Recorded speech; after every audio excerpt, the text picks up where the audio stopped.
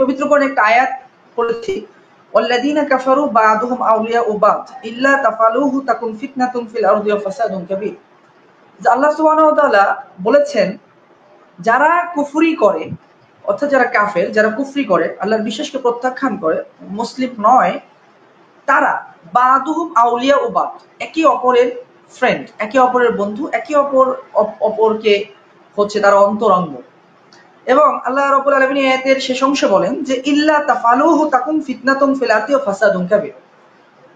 তবে হ্যাঁ, যদি তাফআলুহু, তোমরা যারা মুসলমান আছো, তোমরা যদি সেই কাজটা না করো, লা তাফআলুহু, সেই কাজটা না করো। কোন কাজটা? যেই কাজটা কাফেররা করছে, একে অপরের সহযোগী, একে অপরের ফ্রেন্ড, একে অপরের সাথে অন্তরঙ্গ, এবং প্রত্যেকটা ক্ষেত্রে তারা একে অপরের সহযোগী।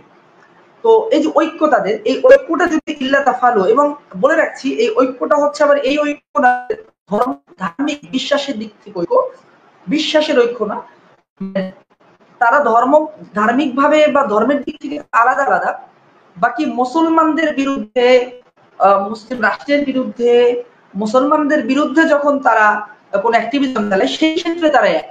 তো এইরকম যে তারা যখন এক, তো এই এক হওয়ার, ঐক্য হওয়ার, যদি মুসলমানরা ইল্লা তাফালুহু, তোমরা যদি এই ঐক্যটা না হও, তাকুন ফিতনাতুন ফিল আরদি, তাহলে অবশ্যই তাকুন ফিতনাতুন ফিল আরদ, জমিনে ফাসাদ সৃষ্টি হবে, ফিতনা, বিপর্যয় নেমে আসবে, ও ফাসাদুন কাবীর, এবং বিরাট ফাসাদ, ফিতনা, মহামারী তৈরি হবে, এবং অরাজকতা ভূমিতে তোমরা দেখতে পারবে যেটা তৈরি হবে। এটা হচ্ছে আল্লাহ সুবহানাহু ওয়া তাআলার পবিত্র কোরআনের এই আয়াত, যে আয়াতের তর্জমা হচ্ছে এটা। এই আয়াত থেকে আমরা আজকে এই 1450 বছর আগে পবিত্র কোরআন যেটা বলেছে তার বাস্তবতা আজকে এই 2024 এসে আমরা এর বাস্তবতাটা আজকে দেখতে পাচ্ছি। সেটা কিভাবে?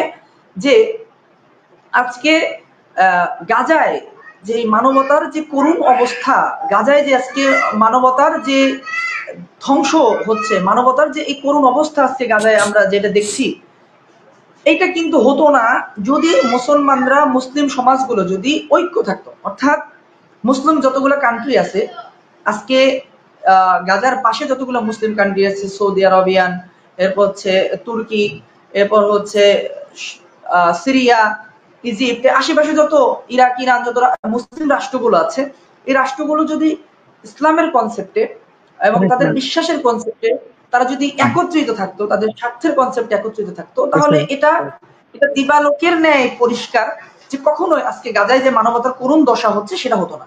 খুব স্বাভাবিক, এই বিষয়টা কিন্তু স্পষ্ট। আজকে এই মুসলমানরা ঐক্য নাই বিধায়, তারা আলাদা আলাদা হওয়ার কারণেই আজকে গাজায় এই হত্যাযজ্ঞ বা জেনোসাইড আজকে হচ্ছে। তাহলে আজকে 1450 বছর আগে কোরআন যে কথাটা বলছে সেটা কিন্তু আজকে আমরা 2024 এসে আমরা তার বাস্তবতা দেখতে পাচ্ছি। এবং আরেকটা মজার বিষয়, যে মুসলমানরা অনৈক্য হওয়ার কারণে, আলাদা আলাদা হওয়ার কারণে আজকে কিন্তু আসলেই জমিনে আমরা ফাসাদ দেখতে পারতেছি, ফাসাদ সৃষ্টি হয়েছে। তো মুসলমানরা আলাদা আলাদা হওয়ার কারণে কি হয়েছে, যে পুরো বিশ্বের নেতৃত্ব হচ্ছে আমেরিকা নিয়েছে। আমেরিকা তারা সারা বিশ্বের নেতৃত্ব নিয়েছে। তো তারা সারা বিশ্বের নেতৃত্ব যেহেতু নিয়েছে, তাহলে এই যে গণহত্যা, জেনোসাইড হচ্ছে, এটার দায়ভার কিন্তু তাদেরকে নিতে হবে, এবং এটার জন্য কিন্তু যত পদক্ষেপ বন্ধের তাদেরকে নেওয়া উচিত, এবং এটার দায়ভার তাদের উপরেই যাবে, কিন্তু তারা কিন্তু কোনো কিছু করছে না।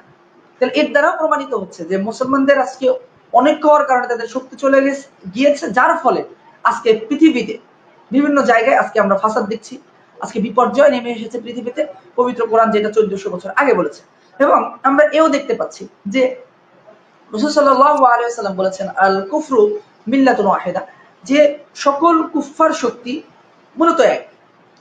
আজকে যখন গাজায় হত্যাযজ্ঞ হচ্ছে, তখন আমাদের কাছে এই বিষয়টা একদম স্পষ্ট হয়ে যাচ্ছে যে সকল শক্তি আজকে এক। কারণ আজকে যারা পৃথিবীতে নেতৃত্ব দিচ্ছে, বা পৃথিবীতে যারা লিডারশিপে যারা আছে, তারা কিন্তু চাইলেই এই হত্যাযজ্ঞ বন্ধ করতে পারতো, এটি ইজি তাদের কাছে, কিন্তু তারা করছে না। ওই যে তারা সকলেই আজকে ঐক্য, অর্থাৎ কুফফার শক্তি আজকে তারা সকলে ঐক্য, যার ফলে এটা সম্ভব হচ্ছে না। তো আজকে আমরা 1450 বছর আগে কোরআন এবং সুন্নাহ যেটা বলে গিয়েছে তার বাস্তবতা কিন্তু আজকে আমরা দেখছি। ইনশাআল্লাহ আমরা আজকের টাইটেলে আমরা এই জায়গাটায় আরেকটু বলে রাখছি যে মুসলিম বিশ্ব আজকে অনৈক্যের কারণে আজকে এই যে হত্যাযোগ্য গাজায় সেটা কোনোভাবেই বন্ধ হচ্ছে না এবং একের পর এক এটা কন্টিনিউ হচ্ছে। এটা একমাত্র মুসলিম বিশ্ব ঐক্য না থাকার কারণে। তো অবশ্যই আমরা এই জায়গাটাতে সকল মুসলিম বিশ্বকে আমরা অবশ্যই দোষারোপ আমরা করতে পারি এই জায়গাটায়, যে কেন আজকে তারা ঐক্য না। নাস্তিকদের প্রতি ওপেন চ্যালেঞ্জ বইটি জুড়ে রয়েছে নাস্তিকদের অন্ধবিশ্বাসের জায়গাগুলো, আলোচনা করা হয়েছে নাস্তিকতার টকিং পয়েন্টগুলো। অর্ডার করতে ভিজিট করুন সত্যমনা প্রকাশনীতে।